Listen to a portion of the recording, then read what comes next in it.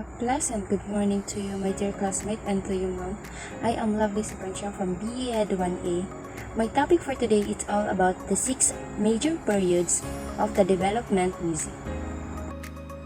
The first 6 major periods of the development music, that is the medieval period, 450 to 1400. So, medieval period is also known as the Middle Age, in the between in the ancient and the modern period, or the Dark Age, characterized in between the off-broad tribes. This period was starting banned with the attacks, documentation, presence of printing press, trial and error method determined that the accurate sound of every pitch name in the beginning.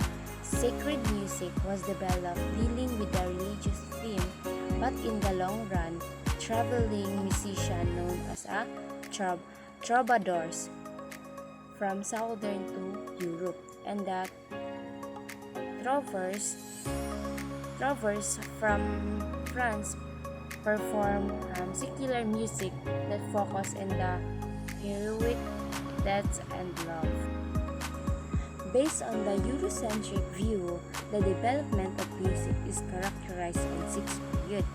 The number 1 is medieval, 450 to 1400, Renaissance, that is 1400 to 1600, Baroque, that is 1600 to 1750, Classical, 1750 to 1820, Romantic, that is 1820 to 1900, and the last but not the least is the 20th century, and beyond 1900 to present.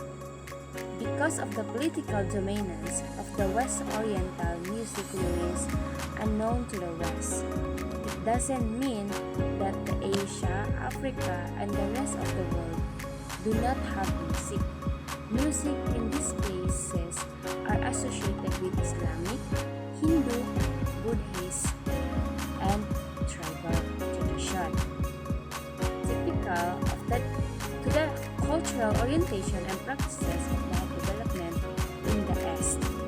However, we have to take the Western history of music in this chapter to discuss how music witnessed the sophistication of the Western civilization.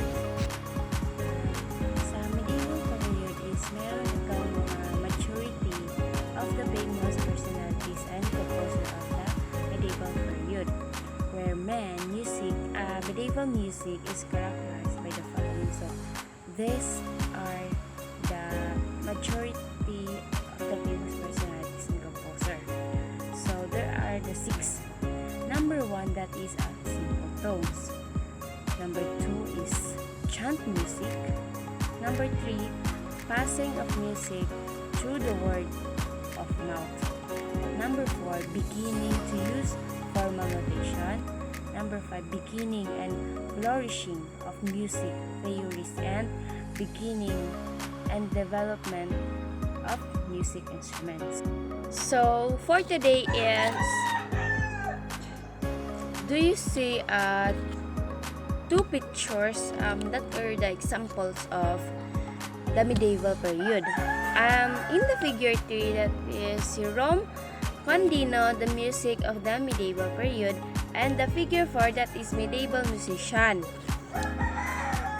These are the common terminologies used in the period, including the Gregorian chant, polyphony, and the rhythmic modes. The Gregorian chant was founded by the Pope Gregory the Great and became popular in the 90th to the 10th century. Unaccompanied, and usually is monophony, singing of single notes at the same time. Polyphony was developed in the year 1000, where more than one note was played at the same time, that included harmony, counterpoint, and chords. Lastly, the rhythmic modes, which later on became known as intervals, the gap or distance from one note to the other, was developed by the composers and note dame school of polyphony. So now the Musical instrument during the medieval period. Music instrument utilized the three types of musical instrument such as the wind, string, and the percussion. So these are the three elements or the three types of musical instrument. Number one, that is wind instrument. These are the pictures in figure 5 and 6. So that are the examples of wind instrument. So what is the wind instrument? So wind instrument include the flute, transverse, woodwind instrument, trumpet. Trumpet is extremely limited range of notes, being played and used to send orders during the battle. So in the flute, that is transverse woodwind, and the trumpet, that is extremely limited range of notes being played and used to send orders during the battles. So in the second of the types of musical instrument, that is the string instrument. So what is string instrument? So we can see about the figure 7, figure 8, and figure 9. So that are the example of string instruments. So in the figure 7, that is a lute. So are the lute a large pear-shaped body with a gut string. So makita naman natin na ang sa figure 7 is that is 6 that is the lute in 1596. So in the figure 8, that is a fiddle. So fiddle developed from 500 Byzantine lira, which turned to violin during the 1500. And the guitar, ancestor of guitar, similar to lute, plucked with a quill, and string are made of cards. And lastly is the percussion instrument. So as you can see naman, so makikita naman natin ang mga example ng percussion instrument. So what is percussion instrument? So they include the dulcimer, plucked by striking and string with small hammers, tambourine, resembling and shallow drum with small metal discs around the edge, drums, barrier-shaped instrument being struck with a stick or hand. So in the figure 10, that is dulcimer image. Ang dulcimer image, that is a pluck by striking the string with the small hammer. And the tambourine, that is resembling a shallow drum with a small metal disc around the edge. And the drum, barrel-shaped instrument being struck with the sticks or hands. So for now, I will be discussing naman the famous personalities and composers. So these are they. So these are the three teachers. So sino ba ito sila? So in the figure 13, ang nauuna is siya si Pope Gregory the Great. And the second, that is Guillaume de Marchant. And the last is Hopken Owen Hildegard of Bingen. And the medieval period produced musician and composer. So that are the three that left legalists of music of the world, like Pope Gregory the Great, Guillaume de Marchant, and the Hildegard of Bingen.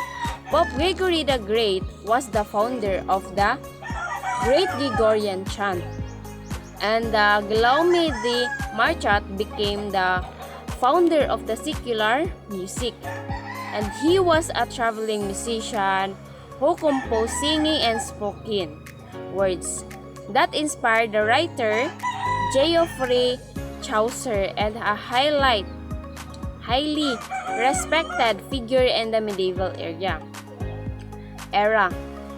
Hildegard of Bingen, German nun, herbalist, and composer, produced 69 musical compositions.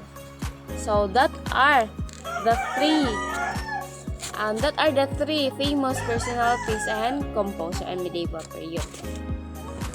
So for now, I will be discussing the music genre during the medieval period. So the religious music known as sacred music was very popular during this age. The lyrics of the song depict praise and worship like hymns, which were used the masses and the other church celebration.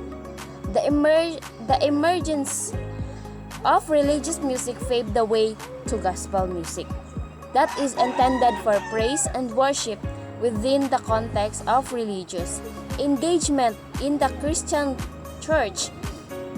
These two genres has survived the test of time and remain audible, which sung by choirs in different Christian churches in the world. In the figure 16, musical genre during the Renaissance, the popular of this the Gregorian chant named after Pope Gregory or Saint Gregory the Great in 590 to 604, which was sung by religious monks during mass celebration.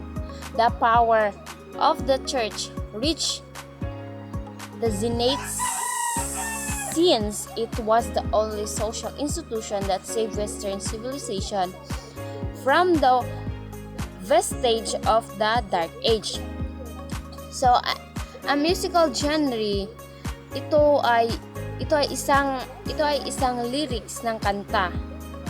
It's all about the worship and the Christian church.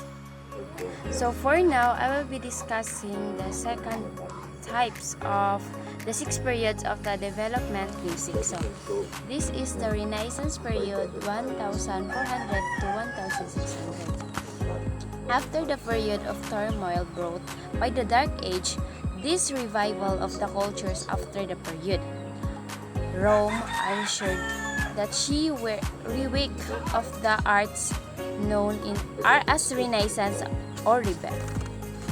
What was the music during this period?